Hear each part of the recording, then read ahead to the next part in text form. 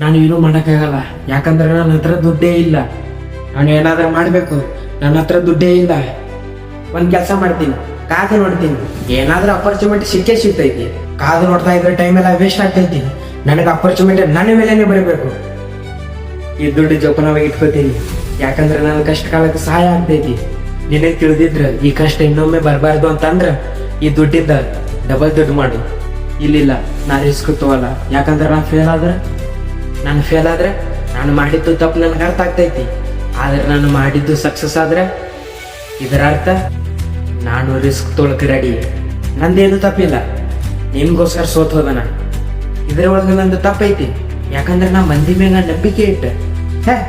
ನನಗೆಲ್ಲ ಗೊತ್ತೈತಿ. ನಾನು ಕಲಿಯೋದು ಅವಶ್ಯಕತೆನೇ ಇಲ್ಲ. ನನಗೆಷ್ಟು ಸಾಕಾಗಲ್ಲ. ನನಗೆ ಇನ್ನೂ ಕಲಿಯೋದು ಅವಶ್ಯಕತೆ ಐತಿ. ಯಾಕಂದ್ರೆ ನನಗೆ ಯಾರು ಸೋಲಿಸಬಾರ್ದು. ನನ್ನ ಹತ್ರ ದುಡ್ಡಿದ್ರೇನೆ ನನ್ನ ಯೋಚನೆಗಳು ಬದಲಾಗ್ತಾವ. ದುಡ್ಡು ಮತ್ತು ತಾಕತ್ತಿದ್ರೆ ಸಾಧಿಸಲು ಆಗಲ್ಲ. ಅದಕ್ಕಿಂತ ಮೊದಲು ನಮ್ಮ ಯೋಚನೆಗಳು ಬದಲಾಗಬೇಕು.